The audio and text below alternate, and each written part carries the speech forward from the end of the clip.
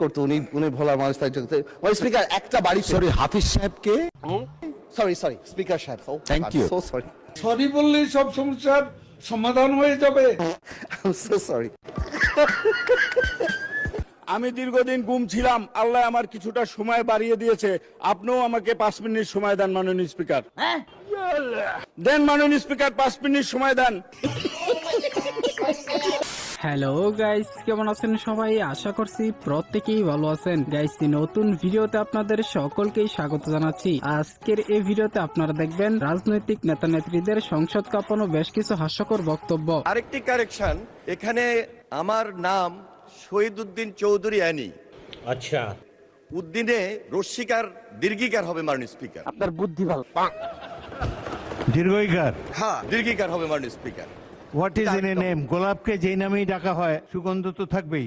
এ ব্যাপারে ভাই আমাকে 1 মিনিট সময় দেওয়া যাবে স্পিকার মহোদয়? মাননীয় স্পিকার আমাকে 1 মিনিট সময় দিন। পরে ভাই বলেছেন যখন তথ্য দিতে হবে 1 মিনিট সময়, বলেন 1 মিনিট। ভাইটাই বলবেন না। আমার নৌকার তলা গেছে ডুবি, লাঙ্গলে নাই চাষ, ডিজিটাল পাল্লায় মাইপা দেখি ধানের শীষ পাস। মামা কত সুন্দর কবিতা মিলছে।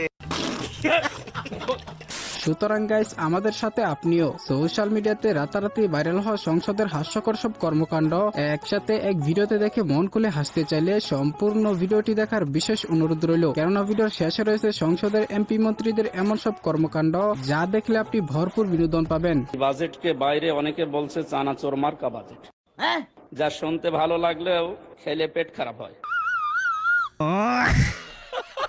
জি 1 মিনিট না 3 minute, 3 minute, please 3 minute. My god, আপনি তো নিজে টাইম নিজে নিলে আমি কি জন্য আসছি? 2 মিনিটে শেষ করেন। স্পিকার,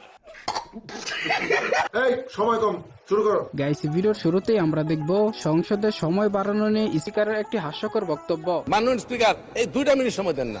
সময় নাই, পরিচয় দেওয়ার সময় নাই।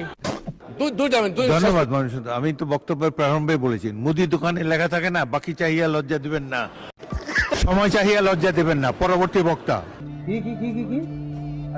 সময় চাহিয়া লজ্জা দিবেন না, পরবর্তী বক্তা।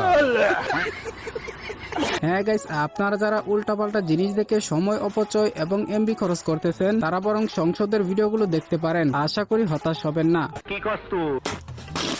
অনেকেই রিকশায় চড়তেন, এখন প্রাডো গাড়িতে চড়েন। যারা ধান খেতে পাট খেতে মাননীয় স্পিকার থাকতে হতো, 5ই আগস্টের পরে তাদের জীবনের কি পরিবর্তন হয়েছে তারা তাদের প্রতিবেশীরা মাননীয় স্পিকার খুব ভালো করেই জানে।